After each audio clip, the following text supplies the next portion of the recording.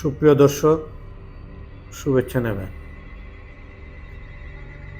আন্দোলন ইস্যুতে উপদেষ্টা আসিফ নজরুল যে মন্তব্য করেছেন আজ তার মন্ত্রণালয়ে বসে সংবাদ সম্মেলনে, সে বিষয়টি আমি পর্যালোচনা করার চেষ্টা করব। তিনি বলেছেন যে এটা কি ধরনের আন্দোলন, সেই প্রসঙ্গটা আসছি। প্রসঙ্গটা হচ্ছে যে ছাত্র এবং জনতা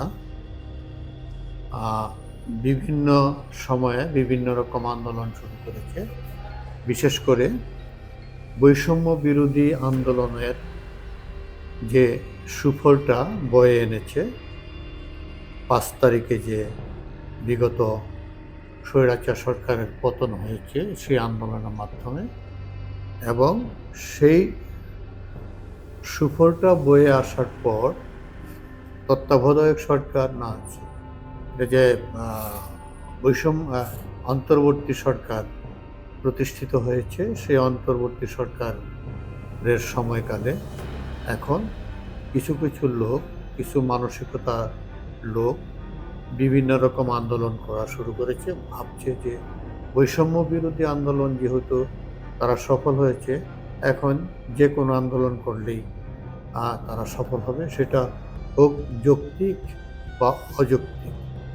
কিন্তু আসিফ নজরুল যে বিষয়টা বলতে চেয়েছেন সেটা হচ্ছে, আন্দোলন যদি যৌক্তিক হয় তাহলে তো সেটা মেনে নিতেই হবে বা মেনে নেবে সরকার, কিন্তু অযৌক্তিক আন্দোলনগুলো এই যে করতেছে, এটা তো সরকারকে একটা বিব্রতকর অবস্থায় ফেলার জন্য হয়তো করতেছে। সেই বিষয়টি যেমন আসিফ নজরুল বলেছেন যে তার আন্দোলন বিষয়ে বলেছেন যে কলেজকে বিশ্ববিদ্যালয় বানিয়ে দেন, এমন চাইলে মন চাইলে এইচএসসি পরীক্ষা দেব না, আমার রেজাল্ট বদলায় দিতে হবে। এই যে এই ধরনের যে আন্দোলন, একটা কলেজ, সেই কলেজকে বিশ্ববিদ্যালয় বানিয়ে দিতে হবে, মন চাইলো এসএসসি পরীক্ষার রেজাল্ট বদলিয়ে দিতে হবে। হ্যাঁ, এই যে এই সমস্ত আন্দোলন, এসএসসি পরীক্ষা তারা দেবে না, তারপরে তার রেজাল্ট পরিবর্তন করে দিতে হবে, এটা তো যৌক্তিক কোনো আন্দোলন হতে পারে না। সে বিষয়ে আসিফ নজরুল উপদেষ্টা, আইন বিষয়ক উপদেষ্টা, তিনি আজ মন্ত্রণালয়ের সংবাদ সম্মেলন করে এই কথাগুলো বলেছেন। তো সেই এটাকে আমাদের সময় অনলাইনে যে কি লিখেছেন সেটা একটু দেখি। আইন, বিচার ও সংসদ বিষয়ক উপদেষ্টা আসিফ নজরুল বলেছেন, আপনারা আন্দোলন করেন, কিন্তু সাধারণ মানুষকে জিম্মি করে নয়। গতকাল আমি শুনেছি ট্রেনে ঢিল মেরে নারী শিশুদের আহত করা হয়েছে। এটা কোন ধরনের আন্দোলন? কোথাও দাঁড়িয়ে বলে দেবেন একটি কলেজকে বিশ্ববিদ্যালয় বানিয়ে দেন, মন চাইল এসএসসি পরীক্ষা দেবেন না, আমার রেজাল্ট বদলায় দিতে হবে, এটা কি ধরনের আন্দোলন? এটা উপদেষ্টা আসিফ নজরুলের বক্তব্য। তিনি বলেছেন, মঙ্গলবার দুপুরে সচিবালয়ে আইন, বিচার ও সংসদ বিষয়ক মন্ত্রণালয়ের সম্মেলন কক্ষে মন্ত্রণালয়ের 100 দিন পূর্তি উপলক্ষে যে কার্যক্রম, তারা কি কার্যক্রম করেছে সেই বিষয়ে সাংবাদিকদের সাথে কথা বলেছেন। অন্তর্বর্তী সরকারের 100 দিন, এই মন্ত্রণালয়ের কৈফিয়ত শীর্ষক সংবাদ সম্মেলনে সাংবাদিকদের এক প্রশ্নের জবাবে তিনি এসব কথা বলেন। সাংবাদিকরা প্রশ্ন করেছিল, সে বিষয়ে তিনি এই কথাগুলো বলেছেন। এবং এই সংবাদ সম্মেলনটা ছিল 100 দিনে তারা কি করেছেন সেটা কৈফিয়ত দেওয়ার জন্য। মানে এটা হচ্ছে একটা স্বচ্ছতা, সরকারের যে কার্যক্রমগুলো স্বচ্ছতা, সেই স্বচ্ছতারই একটা অংশ হিসেবে এই সংবাদ সম্মেলন করেছে বলে বিশ্বাস।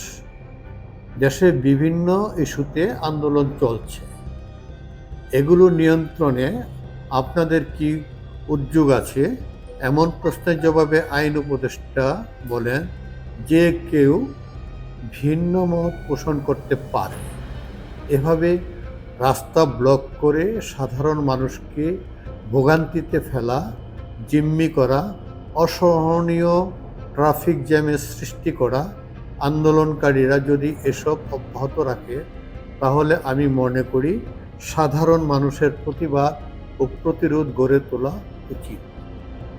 এখন যে আন্দোলনগুলো হচ্ছে, রাস্তা বন্ধ করে দেয়, যানবাহন চলাচল বন্ধ করে দেয় এবং মানুষের যে ভোগান্তি, অসহনীয় ভোগান্তি, সেই ভোগান্তিটাকে লাঘব করার জন্যই তার সরকার এখন কিছু করছে না, কিন্তু তিনি আহ্বান করছে জনগণকে যে এটা মানুষের প্রতিবাদ এবং প্রতিরোধ গড়ে তোলা উচিত। তিনি জনগণের প্রতি এটা ছেড়ে দিয়েছেন। আসিফ নজরুল এখন আমরা কঠোর পদক্ষেপ নিলে, তিনি বলেছেন আবার, এখন আমরা কঠোর পদক্ষেপ নিলে সবাই সমালোচনা করবে। এই সরকার যদি কঠোর পদক্ষেপ নিতে যায় তাহলে আবার সমালোচনার মুখে পড়বে, সেটা তিনি উল্লেখ করেছেন। পুলিশ কেন ব্যবস্থা নিল, আগের পুলিশ কিনা? তো এমনই বলবে যে আগের পুলিশই কিনা এরা, যে কেন ব্যবস্থা নিল। এই ধরনের বিষয় ম্যানেজ করা খুবই টাফ। তিনি বলেছেন এই বিষয়গুলো ম্যানেজ করা সরকারের পক্ষে খুবই টাফ হয়ে দাঁড়িয়েছে। এখন তারা একটা বিব্রতকর অবস্থায় আছে। তবে আমার মনে হয় সাধারণ জনগণ এই ধরনের হয়রানিমূলক জিম্মি করা আন্দোলনের বিপক্ষে সাধারণ জনমত অত্যন্ত শক্তিশালী হচ্ছে। তিনি মনে করছেন যে এই ধরনের আন্দোলনের বিপক্ষে সাধারণ মানুষের জনমতটাও ধীরে ধীরে শক্তিশালী হয়ে উঠছে। অন্যায্য আন্দোলনের বিপক্ষে রাষ্ট্র কেন শক্ত অবস্থানে যাচ্ছে না, এমন প্রশ্ন করেছিলেন সাংবাদিকরা। রাষ্ট্র যদি শক্ত হয়, দুই একজন যদি আহত হয়, গ্রেপ্তার হয়, তাহলে সাধারণ মানুষের মধ্যে এক ধরনের কষ্ট তৈরি হবে। সরকার মনে করছে এটা, যে দু একজন আহত হলে বা রাষ্ট্র যদি শক্ত হয়, তাদের প্রতিহত করে, তাহলে দু একজন মধ্যে এক ধরনের কষ্ট তৈরি হতে পারে। আর যে আপনারা বিগত সরকারের মতো দমন নীতিতে যাচ্ছেন কিনা, সেই বিষয়টি আমাদের মাথায় রাখতে হয়। আমরা যেহেতু গণ অভ্যুত্থানের মাধ্যমে ক্ষমতা নিয়েছি, এখানে অনেক চিন্তা করতে হয়। যেহেতু এই সরকার গণ অভ্যুত্থানের মাধ্যমে দায়িত্ব নিয়েছে, এই জন্য তাদের মাথায় এই চিন্তাগুলো রাখতে হয়। সাধারণ মানুষ কষ্ট পাবে কিনা সেটা তাদের আগেই ভাবতে হয়। এই বিষয়টাই তিনি বলার চেষ্টা করেছেন। তবে এতে করে সরকারের দুর্বলতা প্রকাশ পাচ্ছে কিনা সেই বিষয়টাও ভাবার বিষয়। আইন শৃঙ্খলা বাহিনীর সদস্যরাও অসহায়ত্ব বোধ করছে। এই বিষয়ে কি কোনো ব্যবস্থা নেবে, এমন প্রশ্নের জবাবে আইন উপদেষ্টা বলেন, কিছুটা তো পেয়ে বসছে। আপনারা যে এই ধরনের প্রশ্ন করছেন, যখন সবার মধ্যে এই বোধ জাগ্রত হবে, আমরা বেশি ভালোবাসা দিচ্ছি, তখন আমাদের শক্ত হওয়ার সুযোগ সৃষ্টি হবে। আমরা শক্ত হলে ভালোভাবেই হবে।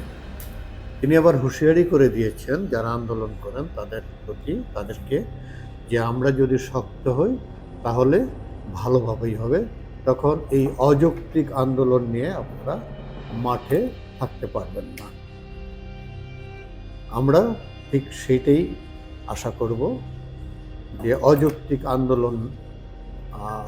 আন্দোলনে নেমে রাস্তাকে ব্লক করে দেওয়া, ট্রেনের ঢিল ছোড়া, তারপরে যানবাহনের ক্ষতি করা, এই বিষয়গুলো পক্ষে আমরা কখনোই মতামত দিতে পারি না। আমরা চাই যারা আন্দোলন করবে, সরকার পক্ষ থেকে একবার বলা হয়েছিল যে আন্দোলনকারীরা রমনা পার্কে গিয়ে তারা আন্দোলন করতে পারেন, যে সমস্ত জায়গা খালি জায়গা রয়েছে সেখানে যানবাহন চলাচল করে না, জনগণের কোনো অসুবিধা হবে না, সমস্যা হবে না, সেখানে গিয়ে আপনারা আন্দোলনটা করেন, আপনাদের দাবিগুলো তুলে ধরেন। সেখান থেকে দাবি তুলে ধরলেও তুলতে হলে শুধু রাজপথেই থাকতে হবে, রাস্তা ব্লক করতে হবে এমনটা নয়। আপনারা যেখান থেকে দাবি তোলেন সরকারের কানে সে বিষয়টা পৌঁছে যাবে। তাই জনগণের ভোগান্তি না করে তারা দাবি করেন নিরিবিলি জায়গা থেকে। দর্শক, ভালো থাকবেন।